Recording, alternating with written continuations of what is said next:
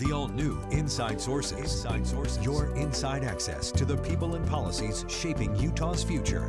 Here are Greg Skordas and Holly Richardson on KSL News Radio. You know, Holly, interest rates are causing a lot of homeowners and would-be home purchasers to rethink what they're doing.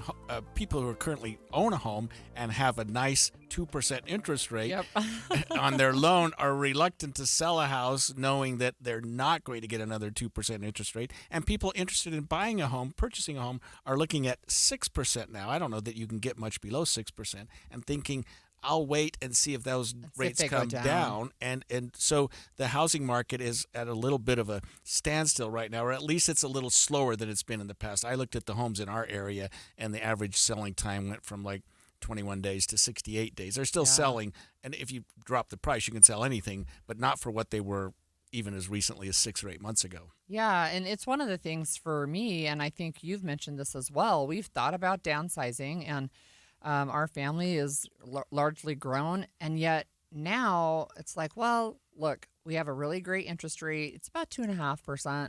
We've got, a lot of equity in the home. It's only going to grow if we stay there. And then just this weekend, I saw some people on social media saying, hey, instead of downsizing, what if you thought about doing a multi-generational home, right, where you openly embrace having your kids come live there or make a space for grandkids, those types of things. Like, well, maybe I will be here for another 10 years. I don't know. Yeah, I had my daughter-in-law and her husband and grandson with us for the weekend. The weekend was plenty. Yeah. So I'm not sure we're ready to move in, although the kid was as cute as he could be. We are lucky to be joined this morning by Bankrate housing market analyst Jeff Ostrowski. Jeff, thank you for joining us this morning. Hey, good morning. Thanks for having me. Interesting article you wrote. Tell our listeners about that. Yeah, so we just wanted to take a look at that phenomenon you were just describing, the mortgage lock-in effect. So the idea is that back in 2020 and 2021, a whole bunch of Americans either bought houses or refinanced into mortgages at 3%, even a little below 3%. Since then, rates have gone as high as 8%. Now they're just under 7%. But mortgage rates are a lot higher than they were, and that's putting a lot of people not really in the mood to give up their low-price home loans. And so we just asked Americans, what would it take for you to be motivated to sell your house, to buy another house? And the lock-in effect is still in full effect. Very few people really want to move, and a lot of people are saying that rates would have to fall below 6%, even below 5% for them to be motivated. So one of the questions I have for you is, how long do you think this holding out hope might last? Because I think that it was really unheard of to get down at 3% and below, right? 6% to me seems low. My first house was financed at something in the teens, like maybe 16% interest in 1990. So when are people going to say, okay, we're not really ever going back to the 3% days? Yeah, that's hard to say. I mean, there was some thought that maybe memories of the 3% rates were fading, and people were going to realize that life happens, death, divorce, birth of a child or children, and all those things can spur people to buy a house no matter what mortgage rates are. But right now, a lot of the people are making that same calculation you just described, which was, hey, if things hadn't gotten so wacky in the mortgage market, I'd be making a move right now. But we're still in this hangover period where, you otherwise would be ready to move, but you don't want to give up your sub 3% mortgage rate. And there are a lot of other Americans in that position, and it's really just frozen the housing market. Jeff, do you think there's also a notion among at least buyers that interest rates are probably going to come down? I'm not saying they probably will, but do you think that people are feeling that? The administration is certainly pushing the Fed to do that, and maybe some purchasers are thinking, well, maybe those rates will come down 0.5% or 1/4 or 0.75% sometime in the next 6 months. Yeah, I mean, that could be. I don't know that's necessarily enough to make a significant difference in your home buying decision, but you're pointing out that maybe logic doesn't always enter into consumer behavior, consumer decision making. And one thing that sort of gets lost in this is that mortgage rates plunged so low because things had gone very bad in the global economy. Everyone was locked in their houses. No one was traveling. You couldn't buy toilet paper. The Federal Reserve was trying to rescue the economy to the extent it could by slashing rates to zero and buying up a bunch of mortgage-backed securities.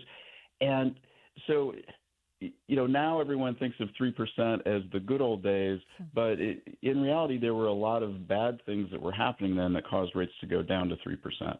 And mortgage rates are above 6% now because the economy's been doing pretty well. I mean, hiring is robust, employment is near full, and so it's I just get the sense that a lot of people are waiting for mortgage rates to come down without realizing that they're only going to come down if something bad happens in the economy.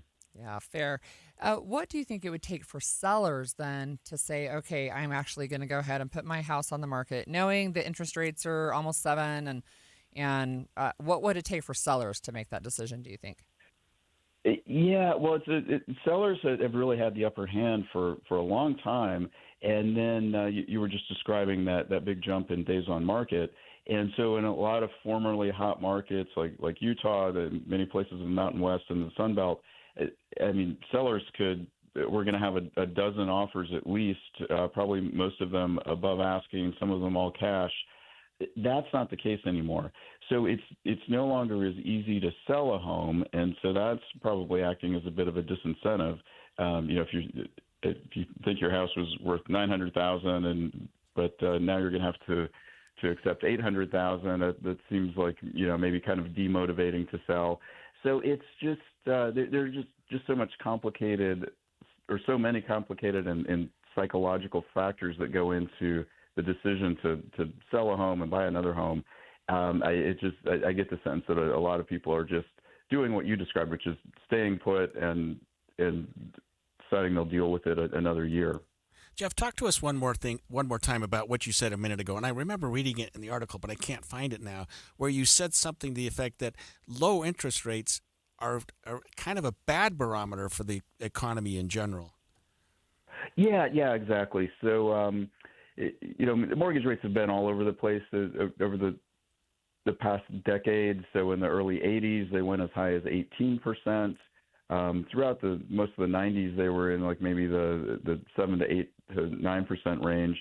It was only after September 11th that in the dot-com crash that the Fed slashed rates, and the Fed had held rates very low for a very long time. So the super low rates created the housing bubble of 2005 to 2007, and then the Great Recession came, and that was another reason for the Fed to lower rates and for mortgage rates to stay low. So mortgage rates have just really been, I don't know if I want to say artificially low, but they've been unusually low, or they were unusually low for a long time, and they're finally just now getting back to normal. But I think the problem is normal just doesn't feel normal to somebody who's got a 3% mortgage rate. That was Bankrate's Jeff Ostrowski joining us this morning. When we come back after the break, we want to stay on this topic and hear from you. Are you considering buying a home? Are you considering selling a home? Are you stuck or concerned about interest rates, what they are right now? We want to hear from you. As we talk about homes and home ownership along the Wasatch Front, and especially here in Utah, Holly, we're talking about what we call being locked into your interest rate. A lot of people purchased their homes and were able to do so at a time when interest rates were down in the 2 or 3%. And now getting out of that interest rate almost seems foolish. Painful. And if you're looking to buy a home and you're looking at, I think our last, Jeff Ostrowski at the last break said they're looking at something like 7 and 8%. That, to me and you, because we've been around a bit, Yep. isn't necessarily a high number. I think my first house we purchased in the 11 or 12%, and people thought we'd stolen it. Right. That was a great deal. But now we got spoiled, and I think those days are done. I don't know that we're ever going to get back to 2% interest rates. According to that market analyst that we just had, that's not necessarily a good thing. When you have low interest rates, it means the economy is struggling, and interest rates are being lowered to spur it on. When the economy is strong as it is now, why not keep the interest rates at least competitive to where they've been in the last 50 years? Yeah, and we asked, you asked going into the break for our listeners to let us know what it would take for them to sell their home or think about purchasing right now a new one. So you can call us at 801-575-TALK. That's 801-575-TALK, or text us at 57500. But we do have one texter who wrote in, and I think this is actually really true. The problem is the combination of interest rate and insanely high prices. It's not doable. Yeah, and of course we know that Utah's housing prices have skyrocketed. So high. high. I think as we looked at a statistic, a chart that we had last week, we saw that in 2022 alone, I think it was 2022, that home values increased by something like 20% just in 1 year. Especially in some areas, right? So the area of the state with over 40,000 people, the city, we had to look at that. That's down in Draper, right? And yes. Isn't the average home price down there like $900,000? Yeah, it was close to $1 million for the average home price, and that's larger size cities. You think of the smaller ones like Heber City, Park City, Eden, some of those areas where Park City is well over $1 million. Yeah, I'm sure they're hard to find a house in the six figures down in Park City unless you're looking at a condo or something like that. But it's good news, bad news. The housing prices are high in Utah. If you own a home, you're doing well. If you're buying a home, you're not doing so well. And it seems like the government, or at least legislatures, have got to come in and sort of help people try to get some home ownership or try to get into something, because it doesn't appear that interest rates are going to drop. And if they do, Holly, I don't see them dropping by 2 or 3%. No, they're not going to go down that far. If the Fed rate right now is in the 5 or 6%, I don't know what it is exactly, and they drop it by 0.25%. Yeah. Does that really make a difference in terms of people people being able to purchase a house? Yeah. Well, one of the things that's interesting about housing, speaking of housing, is Utah is now ranked number one. Again, we're number one as the best of 50 states to move into by a recent Consumer Affairs research. And one of the things that struck me looking at that is they actually look at housing costs and they're like, well, they're not that bad. It's like, this is a different take, right, on the housing prices in Utah, because we have been talking so much about how high they are. Yeah, during our last segment, Bankrate housing analyst Jeff Ostrowski spoke about the current frozen housing market. There was some thought that maybe memories of the 3% rates were fading, and people were going to realize that life happens, death, divorce, birth of a child or children. And all those things can spur people to buy a house no matter what mortgage rates are. But right now, a lot of the people are making that same calculation you just described, which was, hey, if things hadn't gotten so wacky in the mortgage market, I'd be making a move right now. But we're still in this hangover period where, you otherwise would be ready to move, but you don't want to give up your sub 3% mortgage rate. And there are a lot of other Americans in that position, and it's really just frozen the housing market. He also explained why we're seeing this fluctuation in mortgage rates. And, one thing that sort of gets lost in this is that mortgage rates plunged so low because things had gone very bad in the global economy.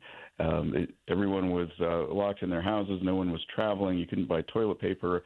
The Federal Reserve was trying to rescue the economy to the extent it could by slashing rates to zero and buying up a bunch of mortgage-backed securities. And so, now everyone thinks of 3% as the good old days, but in reality, there were a lot of bad things that were happening then that caused rates to go down to 3%. And mortgage rates are above 6% now because the economy's been doing pretty well. I mean, hiring is robust, employment is near full, and so it's, I just get the sense that a lot of people are waiting for mortgage rates to come down without realizing that they're only going to come down if something bad happens in the economy. So that's an issue, right? Yeah, it really is. So Utah, affordable housing in Utah has been a topic that is top of mind for the governor and his administration. It's way up there for legislators. It's also one of the very top issues that Utah voters are concerned about is affordable housing and the cost to buy a home here. Like, we're not going to see our kids be able to stay in Utah if we're talking about an average home price of $900,000, right? It's just not possible. And one of the things that Utah continues to do, though, is we continue to grow. And it comes from a couple of sources. One is babies, of course, but one is also people just moving here.